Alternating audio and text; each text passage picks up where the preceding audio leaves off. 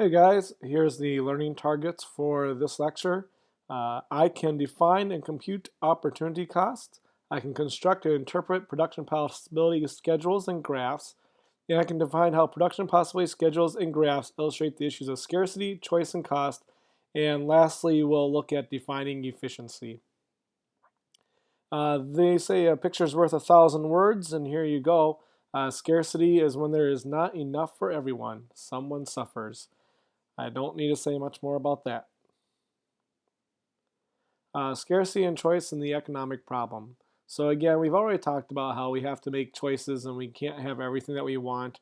You think about the movie Castaway with Tom Hanks and he's on a stranded island. There's certainly a lot of things that he would want, but his resources are not readily available. And so you probably remember his best friend Wilson and probably how he had to get his tooth out and different things like that. Just those different resources that he had to work with.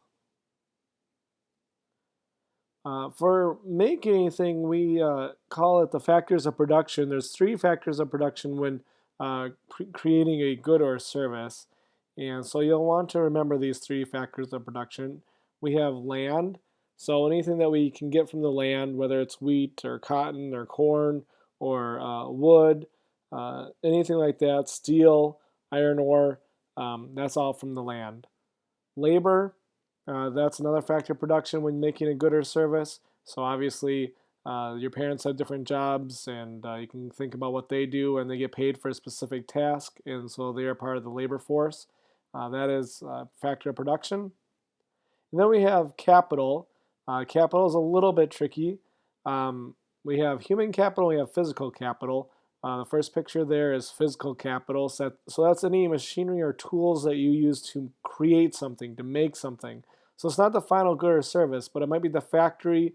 It might be some technology that you have. When you invest in capital, you're investing in the things around you that help you create goods. But there's also human capital, which is what many of you guys are doing right now. Is you're educating yourself. You're watching this lecture for one. You're doing stuff in school. You're doing stuff activities outside of school. Investing in your knowledge, and eventually you'll get a good job because of that. And so that's physical capital and human capital. And so to get those three together, we usually have entrepreneurs. You know, Steve Jobs, Bill Gates, obviously are classic entrepreneurs.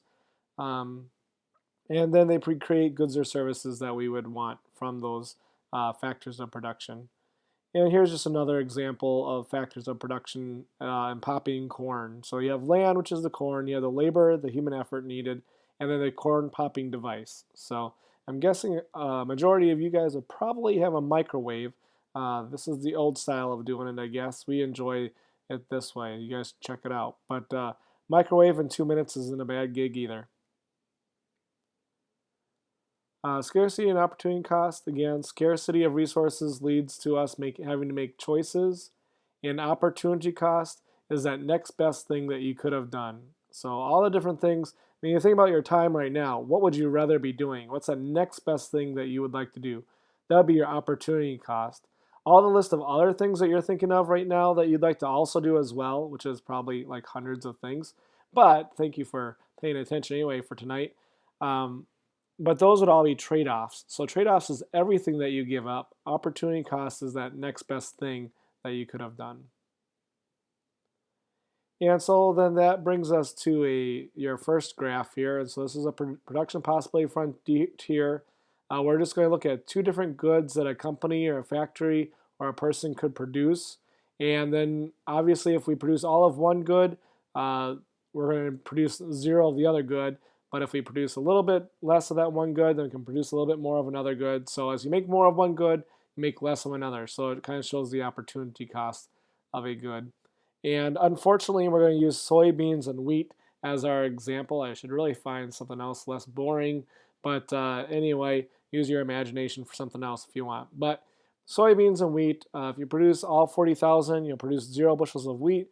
What if you only produce 30,000 of soybeans? Well, then you can produce 38,000 bushels of wheat. And then the question would be, what would be your opportunity cost of producing 30,000 bushels of soybeans and getting that 38,000 bushels of wheat? What did you give up? And if you look at the graph there, That's 10,000 soybeans. That would be your opportunity cost. And so we can graph, and this is what the graph would look like. So here's our soybeans and here's our wheat. And at 40,000 bushels of wheat, we would make, soybeans, we would make 0 bushels of wheat. At 65,000 bushels of wheat, we make 0 soybeans. So it just shows us the different combinations that a producer, a farmer could produce. The inside region isn't attainable, but it's inefficient. Anything inside that red line is inefficient. We can reach it, but we're not maximizing our resources. Economists would want us more on this red line there. That would be the most efficient. And then outside the red line is unattainable. With the resources I have, with the tractor that I have, with the field that I have, the absolute most that I can produce is 40,000 bushels of soybeans or 65,000 bushels of wheat. I just can't produce anything more unless there's new technology or new resources. This graph shows us that any point on the red line is efficient. We are maximizing our resources there, and that's what we want to do. And this graph doesn't show us what to produce. It just shows us what combinations we could produce and still be efficient. And here's a little chart that you saw earlier. And again, this is just a graph of that chart. And we call this the PPF or the PPC. It's a pretty easy graph. I'll go into some more detail about it, but it's a kind of an easy graph to get started here. You can see some characteristics here. I will go back to that. Here's it's negatively sloped.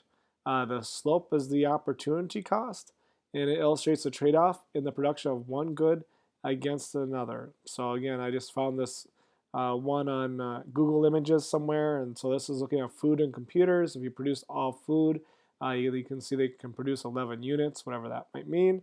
And then computers, if you produced all computers, what that would look like. And then the trade-off from going from 5 to 6 computers here would be giving up one food that you could have made from 11 to 10. So you can kind of see what that trade-off looks like. Opportunity cost. This will be with maybe the other 10% of the time you might see this graph. So this is a straight line production possibility curve. This is not one that's bowed out. This is if I was producing two items that are very similar, like pink shoes and blue shoes. Sorry about that. And so pink shoes and blue shoes. So I could produce all 50 pink shoes, or I could produce all 50,000 blue shoes. And my opportunity cost remains the same, because when I ask those people that are making the pink shoes to now make blue shoes, well, they can do that just as easy as they did pink shoes. And the tools that I have can do it. They just switch back and forth. So that's a constant opportunity cost, and that's why that's a straight line. So this is when resources are not specialized. So the opportunity cost remains constant. It does not change. So again, the bowed out one is increasing opportunity cost, and this straight line one is constant opportunity cost. And then you can kind of just see here too, A, B, C, and D, that you keep giving up 10, 10, and 10.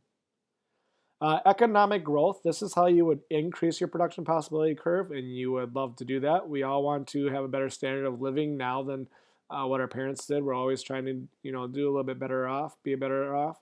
And so, the way that works is if we get new resources or new technology. Farming obviously has changed over the years. I mean, someone was telling me a year or two ago that their dad's a farmer, but he also is an entrepreneur and owns his own business because he's in the combine, has a GPS set, and he can do all his business over the phone in the combine, while the combine basically drives itself in straight lines using the GPS. So I think that's just a little bit different than when Little House on the Prairie was going on, huh? And sorry for all the abstract models that I've showed you. This obviously can be looked at in a personal way too.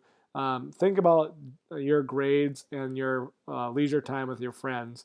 If you want great grades, that's awesome. You don't have as much available time to be with friends, maybe to get that 4.0 or those straight A's. Obviously, you're sacrificing a lot of friend time if you do that. On the other hand, if you don't care about your grades whatsoever, maybe you spend 100% of your time screwing around. Well, not screwing around, but hanging out with your friends anyway, right? And then you can see the kind of the points in between. So this works for you as an individual too. It's not just some generic company that's out there that doesn't relate to you. Hopefully this can relate to you a little bit. So in quick summary here, um, again, you want to be on the graph. You want to be on that curve, A, B, or C, because that's where it's most efficient, where there's no waste. All the available resources are utilized. And F and G are unattainable, and then D and E are attainable, but they're inefficient. And that's just a weird picture that I found. So there's the model of efficiency. I enjoy being efficient. I don't think I'll put a toilet in the office. Okay, with that, I think we're done. Have a good night.